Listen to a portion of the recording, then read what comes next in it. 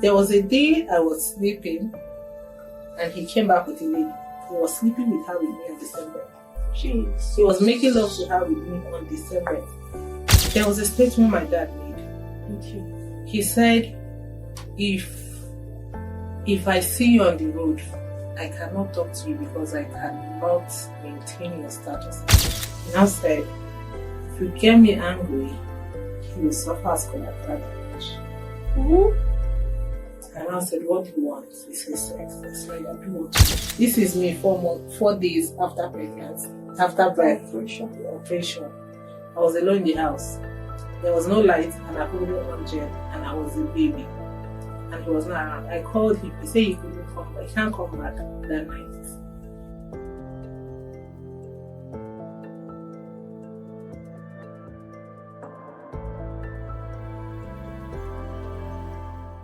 Hello everyone, welcome to the Life Podcast, your safe space. My name is Mercy Jumbo and today we are going to be treating a very interesting topic and it's titled Unspoken. Stories, sad stories, stories of loss, stories of heartbreaks, stories that I believe will encourage somebody, I believe someone will learn from, and someone broken somewhere will pick up the pieces of their lives and move on. And yes, today I have with me Madam Stephanie. Thank you very much for joining me today. God bless you. I'm very excited to have you here today. So, Ma, I would love to know you. Who is Madam Stephanie? What do you do? Just tell us about yourself. Okay, thank you very much. Sorry, I didn't get the name. Mercy. Okay. Thank you very much, Mercy. My name is Stephanie Obia. I'm from Abia State, although born and bred in Kano. I don't know the road to my village actually. I've been there like 2 or 3 times. Okay. I'm based in Kano. I'm mother of 2 boys, JC and JD. And I work with Silver Crest Hospital. I'm the president. Okay. Graduate of Theatre and Film Arts University of Jos. Wow. Alright, thank you so much. Hi, Ma. I've heard your story. I've heard little about all that you have been through, all that you have seen. And I would love you to tell the audience, I would love you to tell your story. I would love you to share it with us. Yes, so if you don't mind, can you just, from the beginning, and tell us? Okay, I don't know what you heard. And I say story like... Okay, about marriage, yes, family, that. Okay. From the beginning. Well, okay, I don't like dwelling in the past, but sometimes you say a story to save others. Yes, sure, exactly. Wow. Okay. When I finished school when I finished service in 2012, in 2013, I got a job teaching. Then from 2013, I got a job with Nine Mobile. It is Salad then in 2015. Okay. So 2015, I worked in the call center and I had my colleagues. So there's this guy especially, I don't want to call him, and he was a friend to my then boyfriend. Okay. So somehow, we broke up with the boyfriend, and I became friends with him. So let's just take the story down to 2019. Then I was doing well. I was shortening 2 jobs, so I was getting well paid. I was driving. I had a car and everything. So, thinking that it was love, I don't know. You can't say somebody's heart. And I got pregnant in December 2019. I first told my family that I was pregnant. I was not married then. For him, right? Yes, for him. Okay, so that means, sorry to continue. You were already dating. Yes. You've done an introduction. Okay. So by December, I told my family, see, I've gotten pregnant. At this stage of my life, I'm not telling you that I want to remove it. It's either you accept me with my pregnancy or not. Then I said, who impregnated you? I said, so and so person. Have you told him? I said, no. He said, why? I said, I don't want any discouragement of go and abort it, don't abort it, this one, so. So I just want to just go ahead with my life.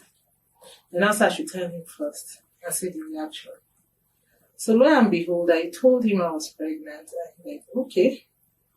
So he now called his family and said that he wants to get married. And I said, okay.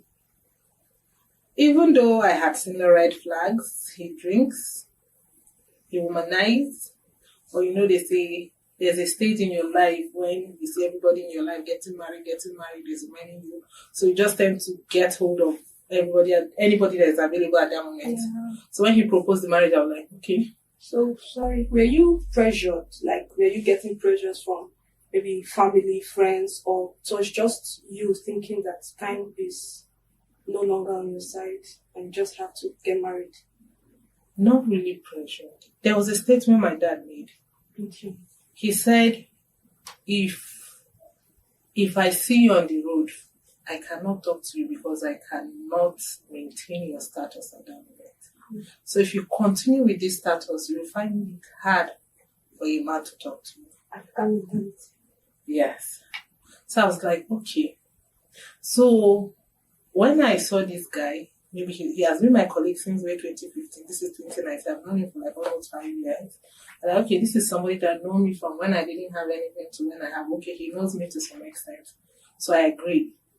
Not knowing that he had his own agenda differently. So forward to when I told him, he told his parents, we prepared everything, went to the village. He did every right, but in Igbo land, you don't make bride price when a woman is pregnant. Okay. So he will wait till I give birth for the bride price. So he was staying in Savangeri or staying in Kundila. So I told him I won't stay in Savangeri because he was staying in a single room, I was staying in a double room.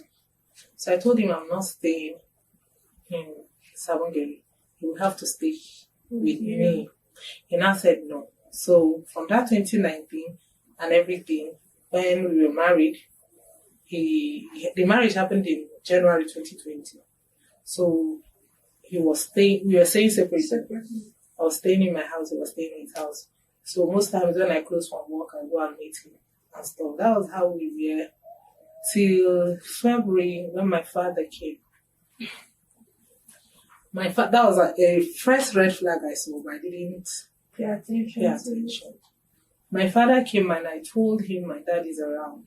And I said, okay. Are you coming? He said, no. I said, And I drove to the office. Because when we got married, they said 2 of us cannot work in the same department. So I left to job. I was staying at home. So you resigned? Yes, I resigned. And he was working? Yes. So when I stayed, I went to wait for him. I said, okay, you're staying in Savangeri, I'm staying here. So definitely I will have to go with you to Savangeri so that my father will stay in my house. But let's just go for going so that you greet him. So we went, we saw my father, he greeted, and we left for Savangeri. My father spent 9 days in Kano, and he never went to see me. He didn't call him. I told him my father was leaving, he didn't say anything. So I had to gather money and give to my father. I said it was him, I gave him the money. Wow. And he left. So lockdown came. Alright, before then, about you resigning from your job, was there a time where both of you had to discuss who should? You were the senior staff, right? We were the same. Okay, the same department. Alright. Did you discuss with him that you would want to drop your job, or he suggested that you should drop your job? No, I just thought I was pregnant. Okay. So they say one person should be, let me just stay and not small pregnancy. So I just left. So let's move down to COVID. And I told you I was hustling 2 jobs, so I dropped one, but I was still with one. So during the COVID, since I was pregnant, they said all the pregnant and nursing mothers should remain at home. So while we are still at home, the data came that they cannot be paying us while we are home. They are sorry, they are terminating our home. So that means the 2 jobs are stopped. At that moment, I was like, okay. So before we got married, he said that he is going to borrow money from the company to do all the village rice stuff, that he will borrow it for 1 year. So if I have a money saved somewhere, I should please assist with the family for that 1 year. I said, no problem. So during COVID, when they announced the lockdown, I went to the market and bought everything. And 2 days to lockdown, I just saw somebody with box. He came to the house. Your house? Yes. I was like, what happened? He said it's COVID. It's not good for your husband and wife to say something. I said, okay. I said, what did you bring? He said, I brought my bag now. I said, okay. So I was feeding him, I was feeding myself. For someone that is working? Yes. And I was not. All right.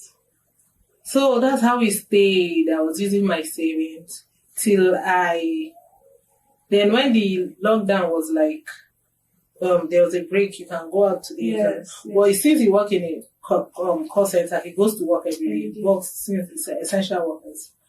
So there was a day, before we got married actually, he said, and I asked him one question. I said, when I don't want to have sex and you want to have sex, what will happen? He said, I will go and look for a prostitute. I said, okay. So when I was pregnant, I was having all those hormonal stuff. And now he now wanted to have sex. I said, I'm not really good. Now said, okay, that he wants to go out. He really wants to have sex. He wants to go out, but he doesn't have money. I said, how much do you need? He said, to pay the girl is 1,000. I said, take 1,000 and go. And he collected and he left. So why are you doing that? Because if I don't do it, he will still go. So I was doing it because he had already told me before marriage, if you don't give me sex, I will go. I said, okay. I signed for it. I gave him and he left. And he came back and told me, say, thank you. I said, thank you for what? He said, I've gone. And while he was doing that, his friend called me. That, did you know where your husband is coming from? I said, I know. He said, okay. Because he told them, I was the one that gave him money to go and see the person. So they were calling to confirm. And I said, yes. So we stayed like that. The thing was worrying me. I'm not the kind of person that talks too much. So when I complain, it doesn't work, I just keep quiet. So in my pregnancy, I was having BP issues. So I had preeclampsia during my first pregnancy. So I was rushed to Premier Clinic. From Premier Clinic, they couldn't operate me with the BP. I had to be rushed to a connection hospital. Was he there with you? He was coming and going because I spent 2 weeks. They were trying to monitor the BP so that the baby would go to maybe like 32 or 33 weeks before they operate. But I was rolled into theater twice because they couldn't control the BP. They referred me and the baby was in distress. So they referred me to AKTH. So when they referred me to AKTH, I was number 24 on the list. Wow. So one woman just came and said, there's a referral from Premier Clinic. Let me see the lady. She now saw the lady. She said they should bring ECG. So she wants to hear the heartbeat. So she put it loud. She said, Madam, if you hear 2 heartbeats, that means your baby and yourself are okay. So I was just hearing dim, dim, dim. I said, where's the 2nd heartbeat?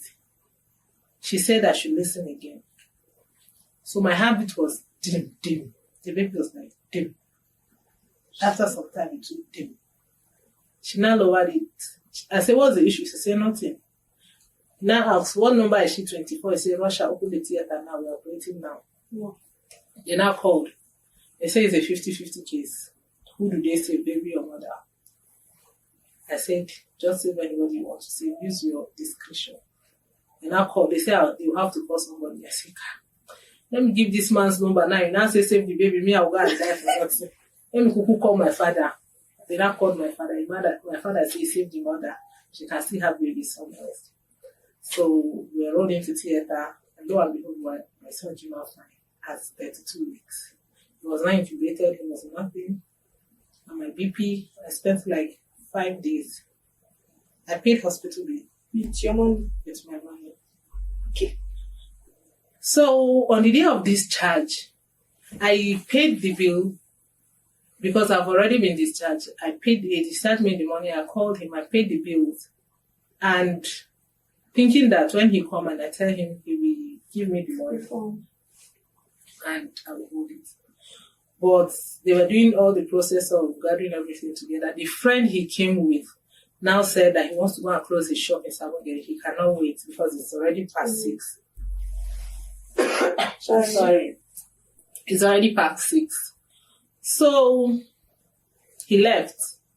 So I was thinking he went to accompany his friend to the gate. So when I called him, he said he has gone back to Sabongeri. I was like, how? I'm being discharged. He said, yes, call somebody, you have a car, the person will drive you home. People are already married. Yes. So I now called a friend. So he drove me back home. This is me 4 days after pregnancy, after birth operation. I was alone in the house. There was no light, and I couldn't on gel, and I was a baby, and he was not around. I called him. He said he couldn't come back. He can't come back that night. And I said, okay. So I laid down. My baby was crying, and I want to pee. Couldn't know how to drop the baby, stand up and pee. So before I finished breastfeeding the baby, trying to raise myself, go to the toilet, I already peed on myself because there was nobody that night. Nothing to myself. If you continue like this, you will die. This baby will die in this house. Just look for somebody that will come and help you. So I now called a friend. She now came the next day. He didn't come till after 3 days. So we stayed. There's this family friend of mine that I met he's a friend of mine. I met in the workplace. So he introduced me to his mom. So when his mom heard, she was doing a move for her daughter in Meduguri, she rushed out to her. She now told him that she's taking me back to her house, because she can't leave her family to do a move for me. Yeah. So it's better she take me there. So like, she now said, okay. What about your mom? My mom is late. Oh, sorry. So I now went with them. So we stayed like that. He left back to Sabongeri. I was staying with them. Okay, his house was still there. So I stayed with them and I got a job with EHA clinics. And I went to EHA clinics. So when I stayed with them and I could get hold of myself, after a year or so, and I told them I'm going back to my house. Oh, sorry. You stayed with them for a year? Yes. And he was fine with it? It was okay. So I now left. After my child's first birthday, I now left. So I went back home. So he didn't change. I still buy food stuff. I still feed my baby. I still put diapers. I still clothe. I still do everything in the house. So there was a day my phone got bad, and he didn't call. There's my colleague that he has her number in my office. So one day I just saw a call that your husband wants to talk to you. And I said, okay. So after 3 days, he wants to talk to me. I said, okay. When I picked the call, he now said, CEO, Mama called me that Jesse's food cellular has finished. So he left the office and he has come to the house. What will he do? I said, I don't understand. What will you do? He said, she said I should tell you that the food has finished because you have lost your phone and there's no way she should tell you. So I've told you Jesse's food has finished. So I said, okay. Thinking that he gave them money to buy food. And now finished my work. And now I came back. I said, Mama, Daddy Jesse came. He said, yes. Did he give money for food? He said, no. And he left. So he left his office came to the house to call me through my friend's phone to tell me that Jesse's food has finished. So he couldn't give even like 17 naira to buy one sachet of cellular for just to eat. And he was still working. He was working. But do you have any idea what he was using his money to do? He said he was still paying rent. He was still paying company loan that he took from the marriage. Okay. So when there was this particular day we were inside, I didn't have money to buy cellular. He now said, because this is man that don't give, if I should bring all the clothes of my children and ask him to pick out his socks he bought, there's none. He has never bought socks, he has never bought food for them.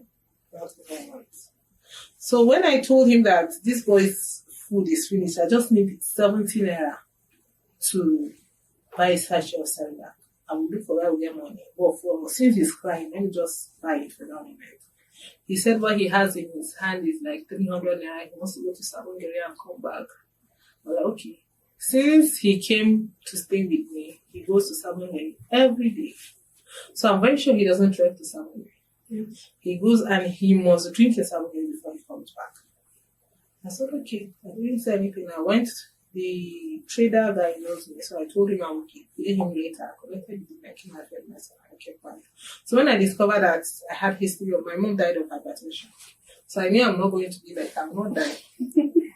I won't allow it. Yes. But it was getting to depression. Yes. So there was a day I was sleeping and he came back with a lady. He was sleeping with her with me on December. Jeez. He was making love to her with me on December. I'm like, okay. And my son was there. How old was your son? My son was like 1 year plus. When you told him you were pregnant, did he say he wasn't ready for marriage? He didn't. He just called. Okay. So when that happened, and I didn't say anything. I don't know whether he was trying me, he was just looking for something else. I didn't say anything. So he now stopped coming home. He will come home today. He won't come again. No, till 3 days he will come back. So me, it's not my problem. So one day he was very drunk. He came back and he said he wanted to sleep with me. I said it's not possible. He now tore the net and he now took my son. He now said, if you get me angry, he will suffer collateral damage. Mm-hmm. And I said, what do you want? He said, sex. I said, I do what you want to do. He finished what he wanted to do. And he slept off like that. The next day, he didn't know what happened. He couldn't remember what happened. But he remembered that he said collateral damage. And I said, okay. Because why I knew he remembered he said collateral damage was he repeated the same thing over the phone. See, you are making me angry. If you get me angry, this child is of collateral damage. This child. And I said, no problem. I kept quiet. So I wasn't thinking about anything. It's just there. Then, 3 months, I was now sick. And I went to the hospital. They said I'm pregnant. I'm like, what?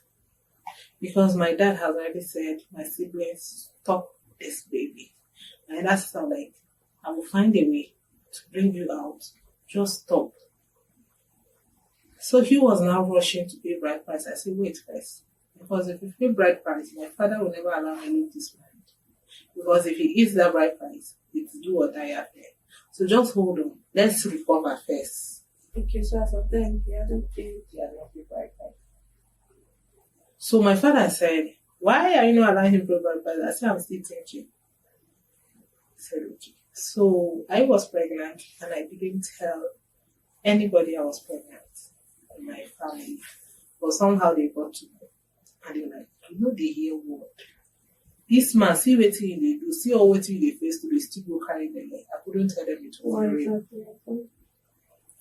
So while I was pregnant, Jesse, my first son, we stayed upstairs. I was cooking and he left the house. Unknowing to him, he didn't lock the door very well. So the next thing I had boom. I just had something fell. So I'll continue cooking. Before I had neighbors, Jesse, you're fighting, Jesse, you're fighting, Jesse, you're fighting. It was a 3-story building. My goodness. I was pregnant for the second man. So everybody was running scared, helter skelter. I just took my car key, went down, carried Jesse straight to EHA clinics. I drove. Even before the neighbors came out, I already gone to me. There I got the strength and the mind I didn't know. I went straight to EHA clinic. And they say they cannot do anything till they see scan results and everything. I should go to NKDC to do a scan and X-ray. So when I went to NKDC, they said I'm pregnant because of radiation. I can't enter the scanning room. I should ask somebody to help. Call the father. I called this man. He didn't pick. So when he picked, I told him what happened. He said to his coming.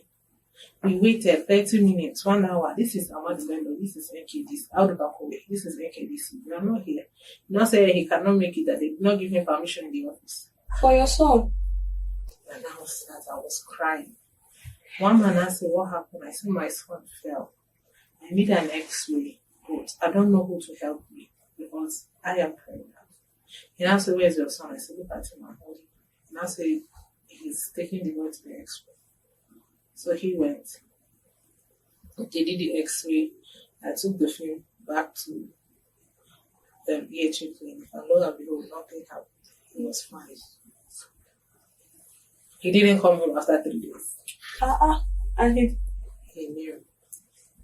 Did he call? So when he didn't call. When he came back home, I said, what kind of father are you? He said, I beg, you see, they do drama queen. It's making a small falling for. They shall say Jesse for. I didn't say anything. So I was like that. I was just doing. There's this my brother of my cousin that have been staying with us even before my father retired back to the village. So he was schooling in police academy with the. So during the holidays he called back. This is somebody that have stayed with us when he was 5 till he's in the university.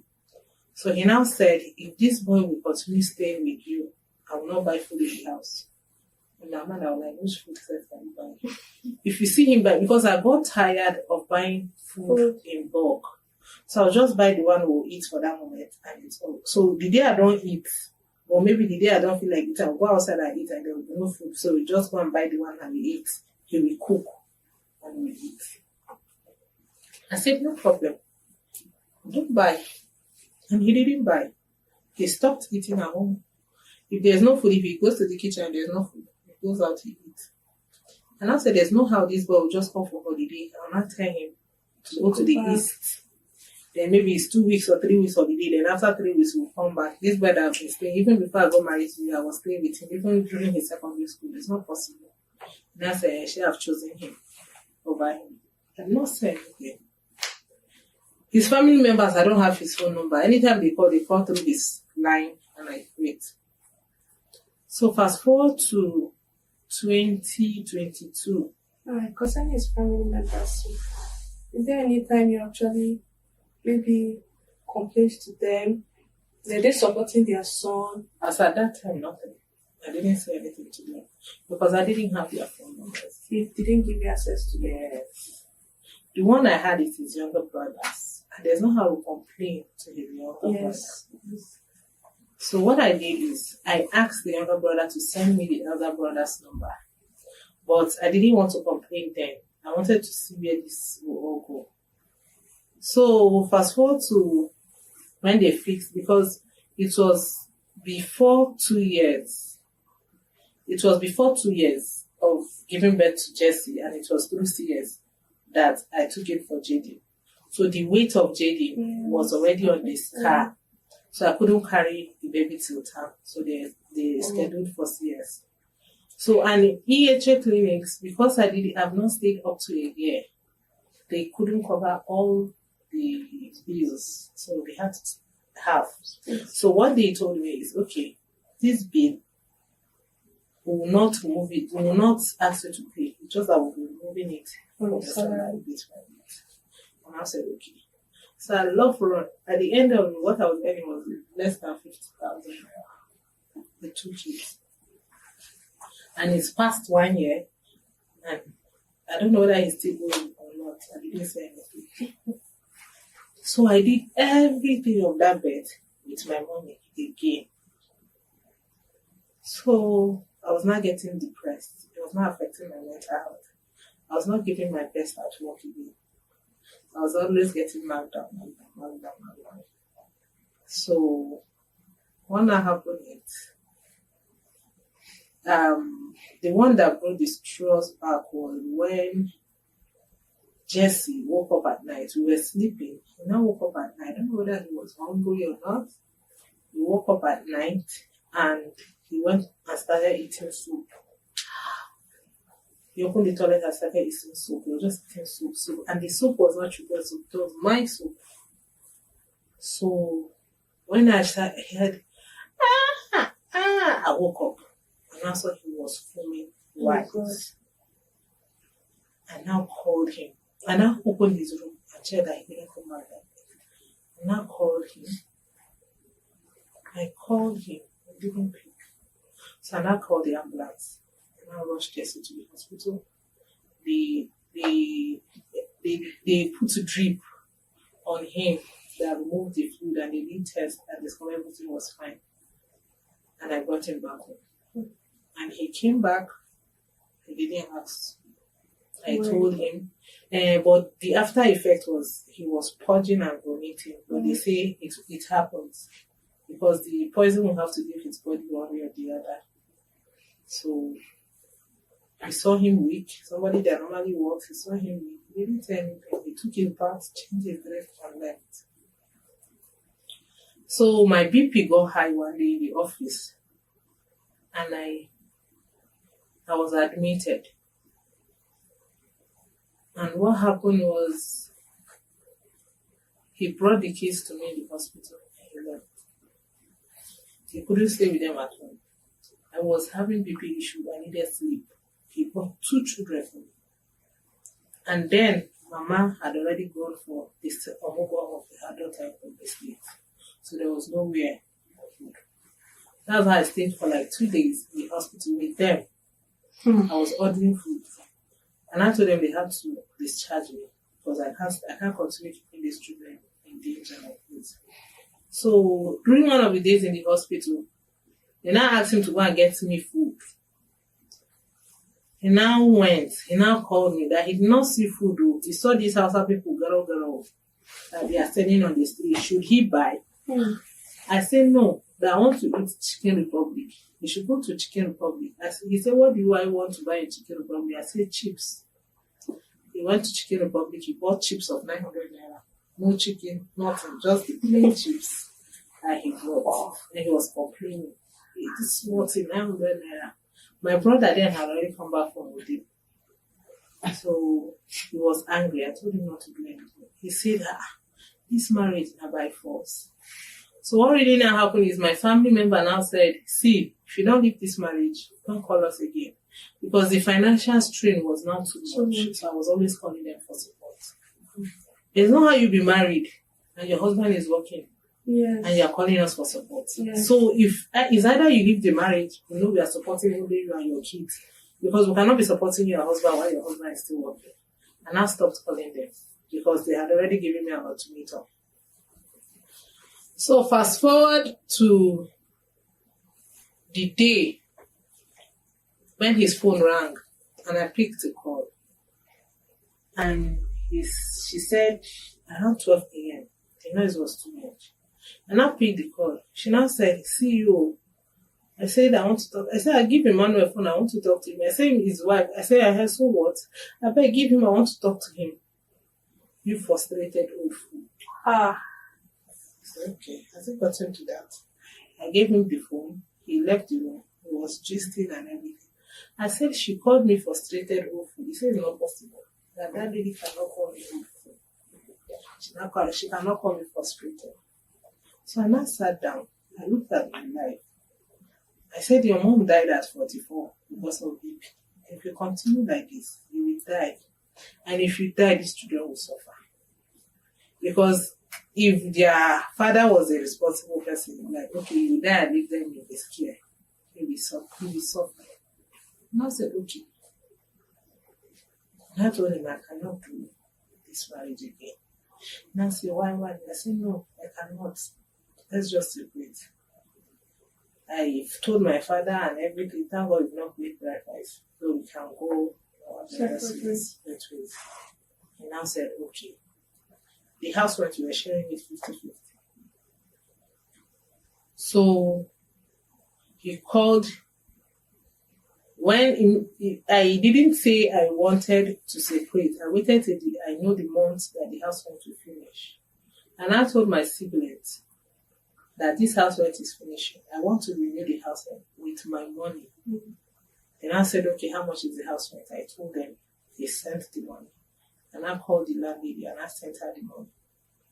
So when he called the landlady to tell her, see, if house rent finish, I know they only have to pay. He already heard that I've already paid the house rent. He now came back. He now said, say he called landlady that she has paid. Now like this, can't we just stay? Okay, let's say that I will spot with you for the moment. I said, it's not possible. This is me paying full house rent, feeding, and you want to swap. No, just go and look for where you stay. Not knowing that the house he was staying somewhere, he was still paying the bills. So he had that house rent. So he now moved. After every several attempts, he now moved to the house. And I told him, okay, he left. And I said, what and what will you be doing for the kids? He said, the school fees. That he'll be paying school fees. I said, okay, no problem. When it's time for school fees, I will call you. Was he paying the school fees before then? There was no paying. It was daycare, just was already 2. It's not. So I was paying the daycare. He paid the daycare for like 2 months and he didn't pay me. So daycare is monthly. So I continued. So when I asked for Jesse's school fees, he said he didn't have money. He doesn't come visiting. He doesn't know whether they are dead or alive. And now, because of the depression, the stress, I was depressed. I bought a sniper. Wow. And I kept it. I was like, okay, if these children now open their eyes now and I give them this sniper like this they will never forgive me. Let me just wait, let them sleep. And I'll just open their mouth and put it, and I will drink. Then when they slept off, I was not crying. I already opened the sniper. I was crying, thinking of gathering strength and courage to do it. Somehow, Jesse woke up. And he saw me crying. He said, Mommy, don't cry, yeah? And he went back to sleep. I'm like, yeah? Baby that don't used to talk like that. I said, Mommy, don't cry, yeah? And I'm back to sleep. And I said, God, forgive me for the thoughts. Because this is not just a speaking. And I closed the sniper. And I dropped it. And I cried my eyes out, and I slept. But the depression was still there. I was not productive in my place of work. So I was dismissed. Here I was with 2 children and no job. And I called him. Look at what happened. He said, okay, he has heard. And I stayed. There was a day I stayed in the house. There was no food in the house. Nothing. The children were crying and crying. I was giving them water to drink. Till they slept. I said the whole day. Till they slept. And I said, okay, if we keep on like this, he will die and the children will die. So I went looking for a job. There was no job because anyone I could find, I would say I have children. There's one that is breastfeeding, he's 6 months. 6 months, So all I could do was get a nanny job. I was not doing the nanny job. I was not doing errand job. All those, because I knew big people in town. And with the status I had made, they are built over time. If I go begging, they won't believe it. So all I did was call them. And I said, if you want to go to the market and you don't have time, call me. I'll go to the market. Give me your list. I'll go to the market, bring it to the house, I clean. So that's what I was doing. So this organization called Matter they were paying my house rent half, my elder sister was paying half. So the house rent issue was covered. So I stayed like that.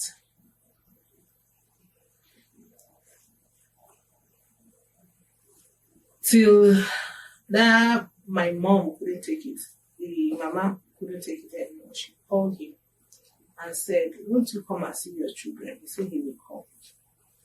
He now came with watermelon.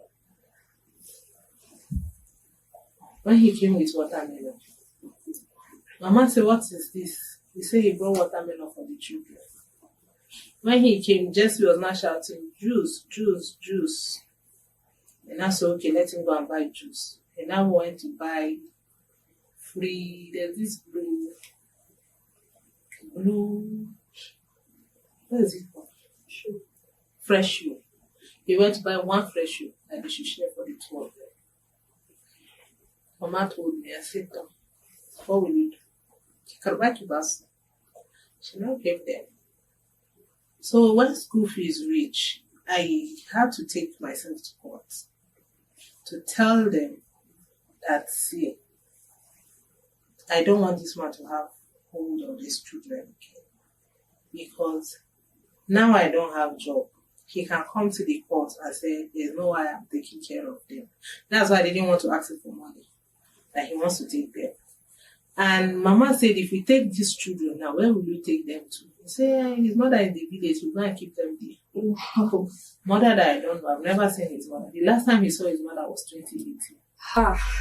So you are taking these children in 2023 to go and keep with your mother. And I went to court. And I said, I registered the complaint. They said, "No worry, if he comes, we bring him." So he got time for the school fees. I called him. They said he doesn't have money. That I should go and check the price of the school. And I checked the price of the school and I gave him. He said, "In pre-nursery, this amount." He said, "Is there no government school that have pre-nursery?" Yes. I said, "There's no government school pre-nursery." He said, "We went to government school. You and I went to government school. We survived." I said, "Government school there is not the same now. Moreover, me, I went to Kano Capital School. It was not a government school. And I went to Federal Government College." Yeah. He said, "Me, I went to government school." I said, "Me, I didn't go to government school." So that's how we stayed with the kids. I turned beggar because man will survive. If you can sustain the hunger, the children cannot. So I was not begging up and down. In my church, where I was at school, in all the group, when they heard what happened, I was just saying, remove from group. I was dropped from all the school group. I'm like, okay. Why? Because you separated with. Because I had nothing. I've gotten from up to down. There is nothing I can contribute again financially. I was like, okay, this is where I could go and find solace. But now I'm not finding it. Oh, well, we don't serve man. We serve God. Okay, definitely they created this group for this purpose. If you are not meeting the target, they will remove you. So I understand where they are coming from. But it's still a church. Mm-hmm. So that's how I stayed till I met Mr. Emmanuel Gabari, the founder of AFID. And he started calling me for workshops. I go for workshops, I get trained. I'm very good at writing reports. So when he saw that, he was always calling me for training. And lastly, I got a job. I didn't know. Before then, the friend came and told me and said, "Your husband told us before he got married to you that he will skim you dry and leave you." What? And that is what he did exactly. And they watched him get married to you. They are friends. So right now, the lady that called me frustrated over food, he got married to her and they have a kid now. And the friends again came to tell me that the woman sells mama foods, that he was going to eat in her shop and she put medicine, the medicine entered his head, she's controlling him, that this is not their friend, they know. I said that control, they should continue control him. If the medicine will soon finish, you should tell me, let me add. Let me give her money to add. Because it's not now that I've picked back the pieces of my life. Yes. That he will come back and say this one. He's not even thinking of it. Because how I put my children in school, how I'm training them, how they are, he doesn't know. He knows nothing about it. And I called the other brother. The brother said that every time he calls me and say, I'm at Tamka, he'll say, yeah. Wow. Inatake, Haji Aiki. So he didn't tell them. And I said, okay, this is over 1 year. I've not been with you. Why didn't you call me? I said, oh, I was thinking you will call me. I said, me and Father. He said, I be guy, I'm not the church. He now called him. I don't know what they discussed. And the other brother said, hey, Naja, happened there, Faru. This is what happened. This is what happened. The church. That was the other brother.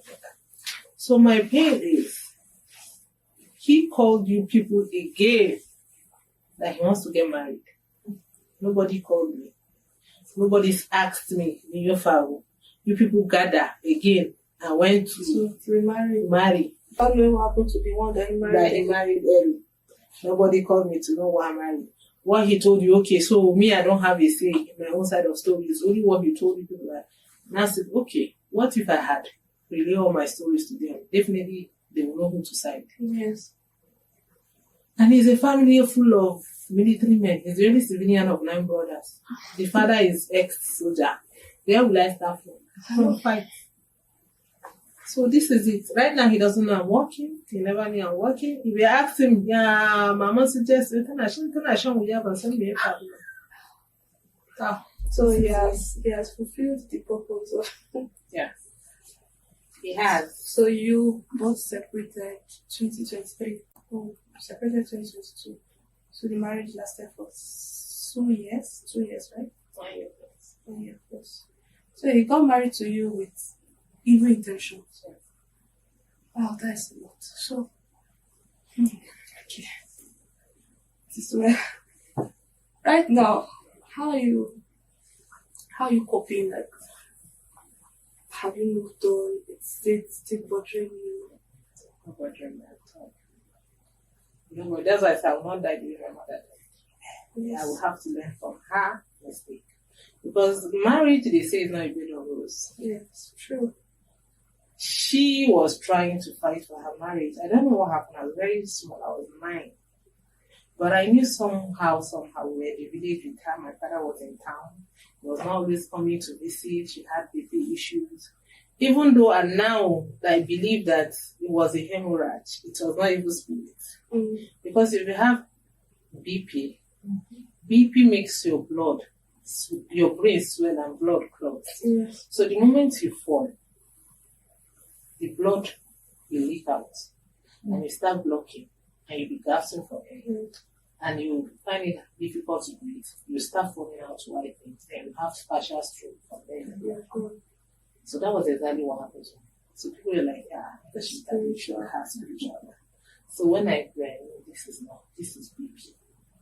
This is hemorrhage. She had hemorrhage. But when she started feeling dizzy and she fell, that was it.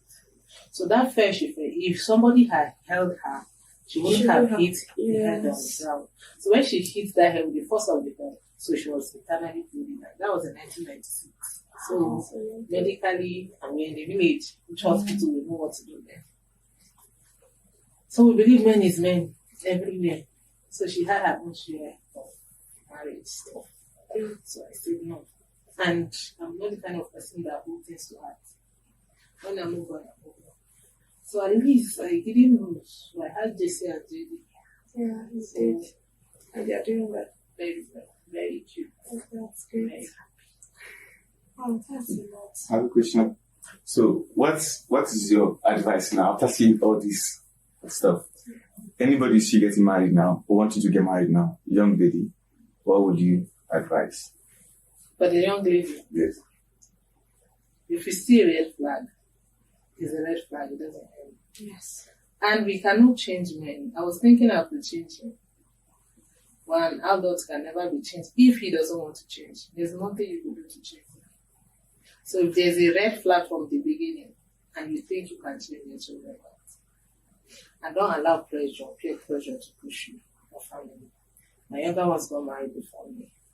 I I believed that, okay, men were not talking to me because of my status. So I was waiting for the available person. Thank you. Right. So, what will you tell people that have gone through situations like yours or similar situations? Because I believe there are people out there that are still going through things like this, and they might want to make rash decisions, like the one you made or you were about to make, committing suicide, and the children too going with them. So, what will you weigh the pros and cons? If you kill yourself now, what will happen to your kids?